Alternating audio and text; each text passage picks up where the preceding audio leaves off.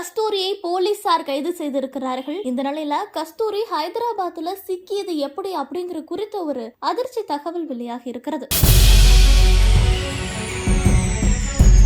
தெலுங்கு மக்கள் குறித்து அவதூறு பேசிய வழக்குல ஹைதராபாத்ல கைது செய்யப்பட்ட கஸ்தூரி தற்போது சென்னை அழைத்து வரப்பட்டு இருக்கிறார். சென்னை எழும்பூர்ல கடந்த 3ஆம் தேதி பிராமணர்களுக்கு ஆதரவாக இந்து மக்கள் கட்சி நடத்திய ஆர்ப்பாட்டத்தில் பங்கேற்ற நடிகை கஸ்தூரி தெலுங்கு மக்கள் குறித்தும் திராவிடம் குறித்தும் அவதூறாக பேசியிருந்தார். இது தொடர்பாக நடிகை கஸ்தூரி மீது சென்னை, மதுரை, தேனி உள்ளிட்ட பல்வேறு காவல் நிலையங்கள்ல புகார்கள் அளிக்கப்பட்டது. இதனிடையே எழும்பூர் காவல் நிலையத்தில் அளிக்கப்பட்ட இந்த புகாரில் நடிகை கஸ்தூரி மீது 4 பிரிவுகளின் கீழ் வழக்கு பதிவு செய்யப்பட்டிருக்கிறது. இதே போல சென்னை, மதுரை, திருநகர் காவல் நிலையத்தில் அளிக்கப்பட்ட புகாரின் அடிப்படையில் 6 பிரிவுகளின் கீழ் வழக்கு பதிவு செய்யப்பட்டிருக்கிறது.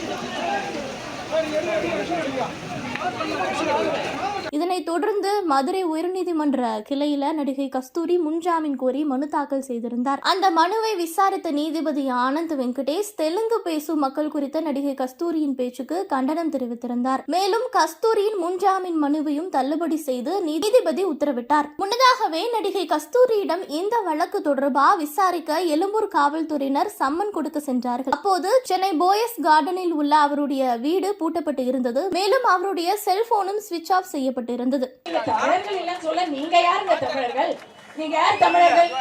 இதன் பிறகுதான் 2 தனிப்படை போலீசார் நடிகை கஸ்தூரியை தேடும் பணியில ஈடுபட்டார்கள். இதனிடையே கஸ்தூரியின் முன்ஜாமீன் மனுவும் தள்ளுபடி செய்யப்பட்ட காரணத்தினால அவர் எந்த நேரத்திலும் கைது செய்யப்படலாம் என சொல்லப்பட்டது. இந்த நிலையில நேற்று இரவு ஹைதராபாத்ல ஹரிகிருஷ்ணன் என்ற தயாரிப்பாளரின் பண்ணை வீட்டுல பதுங்கி இருந்திருக்கிறார் கஸ்தூரி. தனிப்படை காவல்துறையினர் அவரை கைது செய்திருக்கிறார்கள்.